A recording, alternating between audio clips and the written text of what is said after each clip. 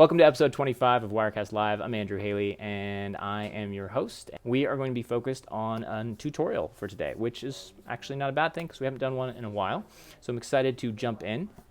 Today, we're going to show you how to bring Skype calls into your Wirecast broadcast. So let's say you have a friend or a co-presenter or a co-host or even just a topic expert that you want to bring in, and obviously you don't want to fly them all the way over to your home studio or garage or wherever you happen to be producing the content.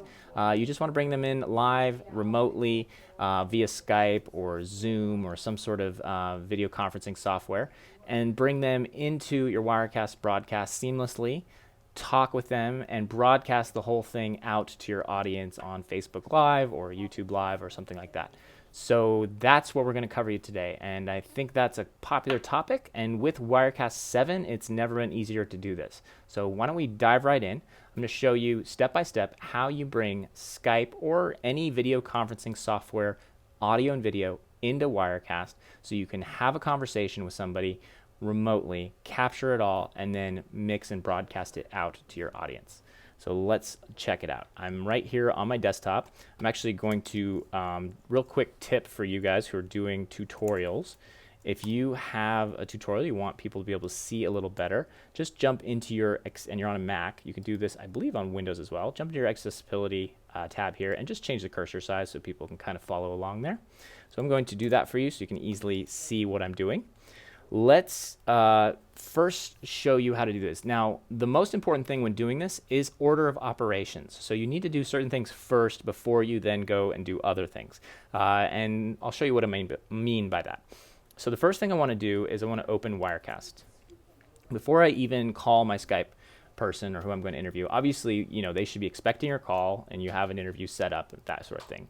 We're going to hit continue, open a new document. I'm going to bring that, just a brand new document, into existence here, and we can even save it right now. And we'll call it our Skype interview. All right, I'm just going to save that on the desktop. All right, so there's the brand new document. First thing you might want to do is have your camera, something like that you're going to be interacting with your Skype or guest caller on. So I'm going to bring in, just in this convenient blank layer here, I'm going to bring in a source for that. I'm just going to add it up here on my shot layers for this particular shot thumbnail. I'm going to add a capture device. I have my video camera connected through my video right there. And I'll bring that in and make sure it's the right size, and then go over and just scale to fit if for some reason your camera or your device resets to the wrong resolution. All right, so that's that, and I want to now take that into my live broadcast area. So this is my preview, this is my live, and I'm not actually going to bring in audio, but you could obviously bring in audio here as well. For this purpose, you know, the video is really all that we really care about at that moment. And the next step we're going to do is we're going to output this through our virtual camera output. So right up here in the output settings, output menu, we're going to go down to the virtual camera, and we're going to click the start button once we select the correct resolution. So I like the 720. I'm going to send that to Skype, and I'm going to start the virtual camera. Now you'll notice nothing really happens except that Wirecast starts reporting that it's working on, you know, the computer's working to produce this output. And there's currently a virtual camera out in the computer's shared memory that other programs like Skype can now find and use. So the virtual camera becomes really useful because anything I do in Wirecast now gets output into the virtual computer, the virtual camera, and other applications like Skype can then bring it in. And you'll see what I mean now. That's why we do this first. We configure it and set up the virtual camera first. Now we can go open Skype and set up our Skype call. So I'll just open Skype here. And just make sure that they can hear the audio. So just in case you guys just want to make sure you're hearing the audio, you can hear the call and everything. So I want you to kind of walk through this with me. The next thing is in Skype, you're going to configure in your preferences, at least, you're going to set up your audio and video preferences right here. And this is where you'll see right under here, we can choose what camera we want to use. I prefer to use the Wirecast virtual camera because that way anything I do in Wirecast, my Skype viewer or caller can see. So they know when they're on air. So anything the audience sees will also be seen by the person I'm calling on Skype. They're the same. So my Wirecast output, whether it's my camera or the shot of the person I'm calling on Skype, or whether it's a two-shot where we're mixed together and we're in the same screen, all that will not only be streamed out to YouTube or Facebook Live, but it will also be going into Skype through my virtual camera connection. So that's one of the cool things about virtual camera. Then my caller knows exactly when they're on the air and when they're not. The only other way they would know that is if they watched the whole thing on YouTube or Facebook Live. The problem is they would be a little behind because those outputs tend to be a little bit behind by anywhere from 5 to 30 seconds. So it can be quite a delay. It's not the best confidence monitor. In other words, a confidence monitor is just something that when you're a broadcaster, it's like a television or a monitor display that you set up to just make sure that you're seeing what the audience is seeing, so you make sure there's no mistakes. It gives you confidence that everything's working correctly. So this is basically like setting up a little confidence monitor for your Skype caller, so they know what the heck's going on and what the audience is watching. Make sense? So next, virtual camera feed in there. Now select your microphone. The microphone could be anything. It could even be a virtual microphone coming from Wirecast. The reason I don't necessarily suggest that is that can cause some issues, but you're welcome to do that. It really doesn't matter too much. You can mess around with that, but choose what you want. You can even, again, choose the virtual microphone. In this case, I'm not. I'm just going to use the Yeti microphone I have plugged into the Mac. So we're good there. Also choose where are you going to be listening to the audio. And in this case, I want to listen to my Skype caller on my headphones, as most of you probably would listen. The other place you might listen is on your, you might also listen on, say, your headset or something like that. But for this case in point, I prefer to use the headphones, and there's a reason I want to do that. The reason is because I want to be able to capture my caller's audio into Wirecast so that my Wirecast audience, my Facebook or YouTube Live audience, can hear the Skype caller just like I can. So we're going to do that. I'm going to feed that out through the speakers here. Okay, so once everything's set up in Skype, you've got your audio and your video inputs, it's now time to call your friend. So actually, probably a better thing real quick is before I even call, I'm just going to set up my capture so you can kind of hear when we do call my friend. So we're going to bring in my second shot here. We're going to make it a screen capture. So this is why, again, order of operations is important in this, because you want to start with the virtual camera, then go into Skype, configure that. Now it's time to come back into Wirecast. And again, you could do this. You can call next and then hear the configuration. But let's just do it this way so you can hear. I'm going to select window. I'm going to choose the window or application. And in this case, I'm going to choose Skype. And I'm going to choose the Skype main window. Hit OK. And now we can see we've got a capture of Skype. I also want to capture the system audio. Now that will make sure that I can hear, that Wirecast can listen to the Skype conversation or whoever I'm calling on Skype. So let's do that. We should be good. We can even name this if we want, Skype. Hit OK. And now we've got a capture of my Skype window in Wirecast, which is great. I'm even going to take this live so you can listen there.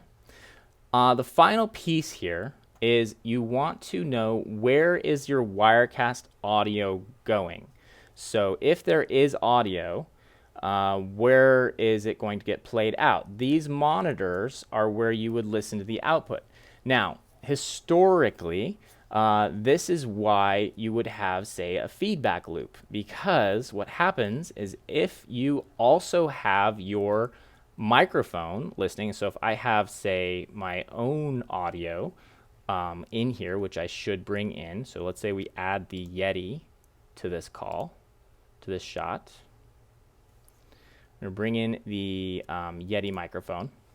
So now, not only do I hear me, but if we bring this in, you guys would hear me twice. You're going to hear me here. You're also going to hear me through Wirecast. So that's causing a bit of an echo. The way that we want to avoid that is what's called the mix minus. We're actually going to take my voice out of this mix so that it won't be monitored. And we're just going to go, the way we do that is we click on the audio source, we click over to the audio tab, the properties, and we turn on or off the monitor. So if this is on, it looks like it's already off. So let's turn it on. If it's on, which it's not checking, I'm not sure why it's not, there we go. Let's do that. There we go. A little slow. So now you're hearing now you're hearing an echo. You should be hearing an echo. Are you guys hearing that? Yes. Okay. They are hearing the echo. So that's what causes that loop. You want to turn this off, and that removes the echo. So let me, it's taking a moment. This computer's struggling a little bit.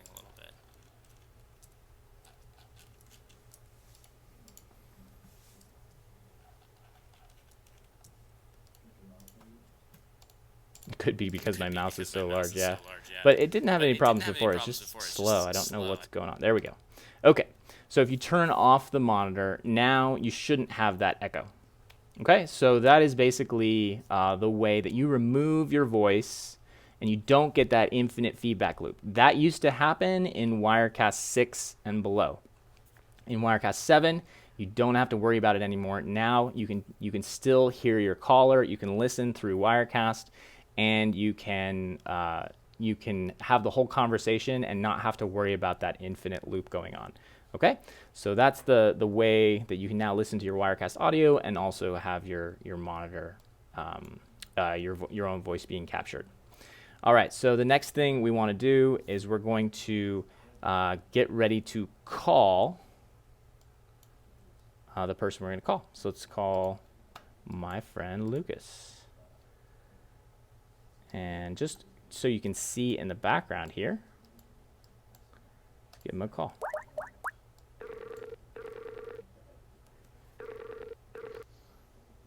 Hey, Lucas, you there? Andrew, I am. Can you see me? I can see you. Can you see yourself? I see myself. Nice. That's awesome. All right. So that's basically would mean that you would be on air right now. So if you're seeing yourself or if you're seeing me, then that's how that works. So you're going to be on air.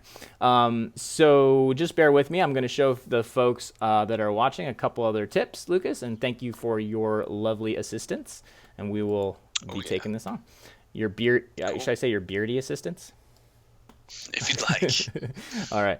So the next thing that we want to do is, because we're capturing the whole Skype window, obviously we don't want all that Skype interface. So let's make sure that Lucas we crop him down so we just get a nice full screen shot of him. So that's the first step. So we're going to come in here. We're going to select Lucas, the Skype screen capture shot, and we're just going to crop it down. Yeah, you got the idea, buddy. So we're going to crop it on the left there. We're going to crop it on the right a little bit. Actually, that one's pretty good. The top, we're going to come down a bit. And bottom's looking good. And now we can actually just stretch or scale to fit. We can even make this full screen if we want. So that's a little bit stretchy, but that's not bad for now. The other way to mess around with this is to go into the Skype call itself and kind of make sure you have more of a 16:9 field here.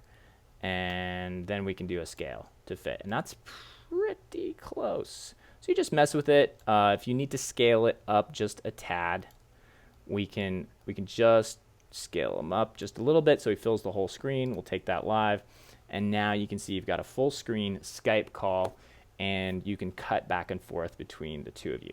And the next thing we would do is maybe we would add Lucas's audio here to our shot, so that everyone could hear it even when we're both talking. So we might do that as well. I'm going to come in here and in the layers add the screen capture audio. And I'm going to use the existing. See, it asks me if I want a new screen capture or use the existing one. I want to use the existing one. Hit OK. And then I don't need the video. Just need the audio. So then Lucas and I can continue to talk, and even if I'm live, I'm talking with Lucas, I can still hear you, the audience can still hear you. There you go. And you're not hearing yourself.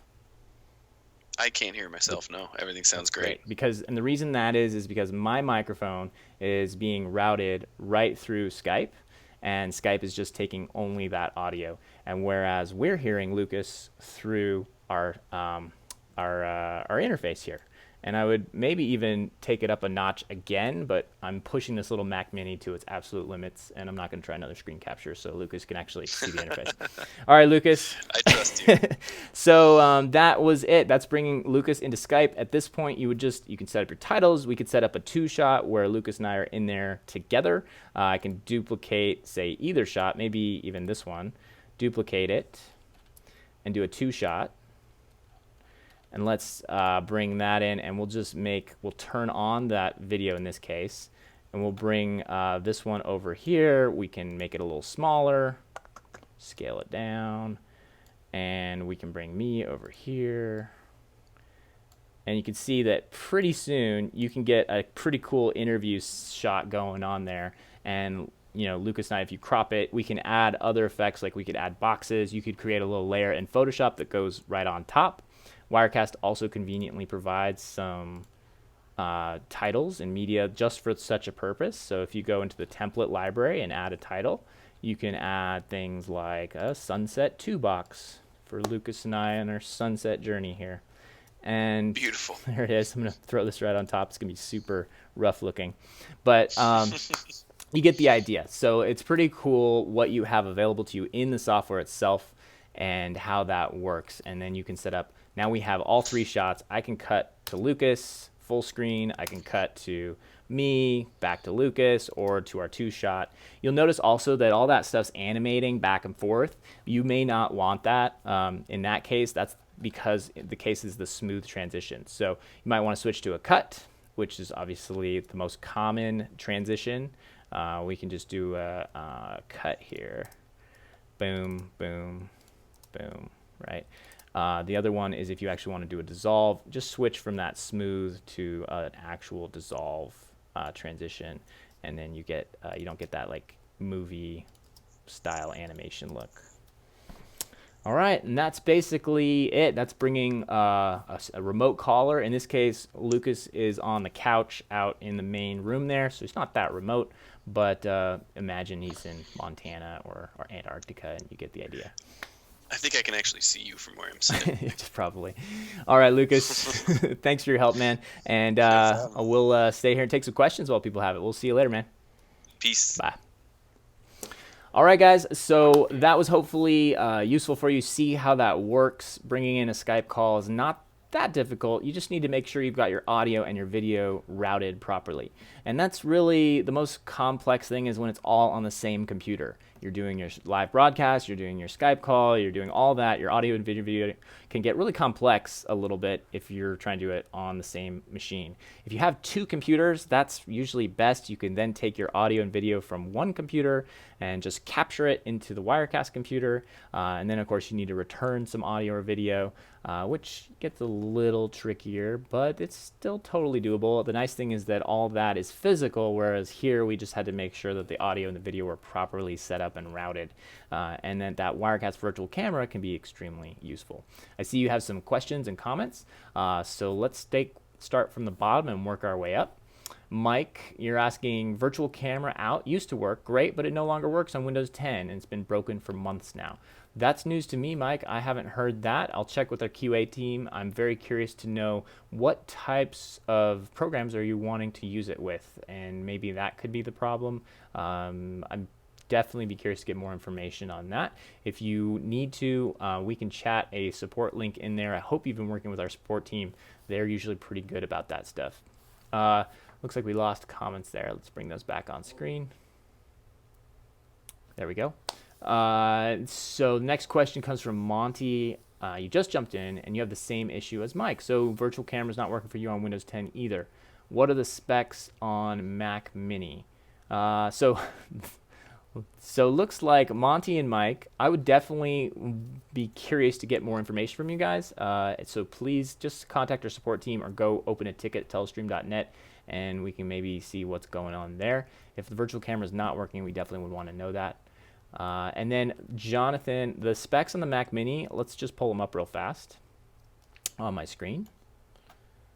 This is not a powerful machine. It's a dual core Mac Mini, and I find that I can overload it without much effort. So I'm going to go, actually not here, I want to go to About This Mac. There you go. So this guy's a late 2014 3 gigahertz Intel Core i7. So even though it has a nice fast processor with plenty of RAM, it's getting overloaded because it doesn't have enough processors on it, processing cores on it. So I highly recommend getting a multiple core processor.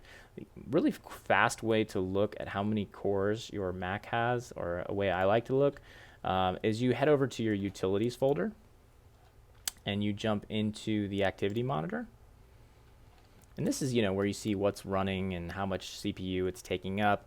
And we can even go into this other window, and you can find the CPU usage and the CPU history. So CPU usage will pop up this little bar graph, and you'll see exactly how much processing power you're using across all of your cores. And because I have 4 cores here, or it appears to have 4 cores, what this actually is 2 cores with hyperthreading. So I really have 1 and 2, and each one of them has a second thread they can run, which really does not mean it's a quad core. This is really a dual core processor. If you had a quad core, you'd see 8 of these, and quad core is the minimum number I recommend for any live streaming. This demo machine was just what we had on hand. It's what we needed to get up and running, and it does okay, but it's certainly not what I would recommend for a production level machine. I really wouldn't go with anything less than 4 cores, a quad core processor. All right, I'm gonna go, let's pull up your comments again, and then if you have any other questions. So, Monty, Jonathan, what specs? Covered that. Do you recommend the new MacBook Pro 13 for Wirecast? If it has quad core, I could recommend that. I haven't tested it though, so you may want to check it out. There's certainly more powerful Dell or PC laptops you can get, but if you're a Mac lover, the new Mac Pro should be sufficient. I have a 2013 MacBook Pro, and it runs much better than this Mac Mini because it has 4 cores. Just trying to send the program video back to Skype. The ticket was submitted. There's a long thread on it. And can you describe how to get the video out to a different machine running Skype rather than the Wirecast machine? Good question. So, Mike, glad to see you already submitted a ticket. Sorry that's not working for you. I hope our support and development team can get to the bottom of that, because I think the virtual camera is obviously a very cool feature, and it is very useful for a confidence monitor. Your other route to do that, of course, is to do a HDMI output and then loop it back into the machine using a little capture card that Skype can recognize. One of the nice things here about Skype, if you go back here, is I have this sort of generic Magewell capture card that can be pulled up, and it can pull up the same feed. It's just that my camera, that Wirecast can grab. The thing is that you could actually make this your Wirecast output by just looping it back in from the Wirecast out, because Wirecast, of course, can do, besides a virtual out, it can do external display out. So that might be your best route. Push it out, pull it back into Skype through an external card. A little more expensive, obviously, and hopefully we can get that virtual camera working so you don't need to do it that way. But your question was, how could you do the same thing on a second machine? And that's basically what you do. In Wirecast, you'd go up to that output setting and you'd use your external display out, or if you had a Blackmagic or an AJA card, you could push, and you had Wirecast Pro, you could push a program stream or feed out and pull it back into and pull it in through a capture card on the Skype machine. The only other option to do that is some sort of desktop capture or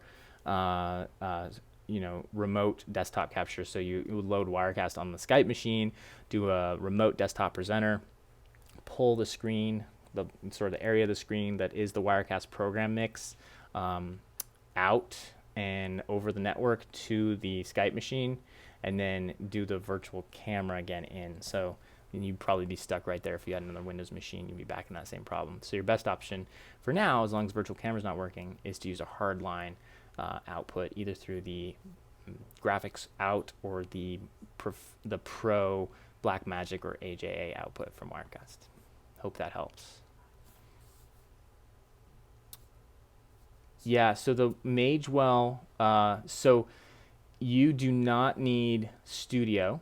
You do not need Pro if you're just going to push out of the graphics card and then pull that into Skype. So if you're not using that Magewell for some other purpose and it's sitting there, you have the ports on the computer, you can push out of the graphics card from Wirecast.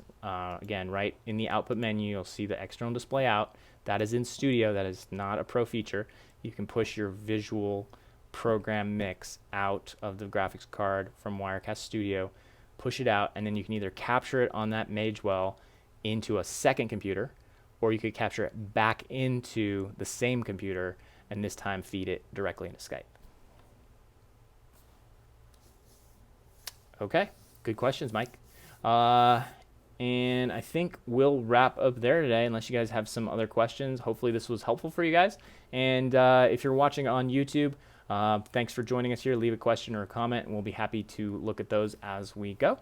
But hopefully this was a useful tip and webinar series for you on how to, webinar series, live broadcast on how to bring your Skype calls into Wirecast. And the same, I think we'll do another tutorial. We'll basically do the same thing, but we can use Zoom, which is a new live video conferencing solution that I think is very good, and we'll check that out too. So thanks for joining us, and we'll be back next week with episode 26, where we will be interviewing Joel Comm, who's a very good and successful marketer and live streamer, and he will have a lot of interesting things to talk about. So definitely join us for that. That'll be next Thursday at 2:30. Should be back on at our regular time. Sorry for the technical difficulties today, and we'll see you then. Thanks for joining us, and so long.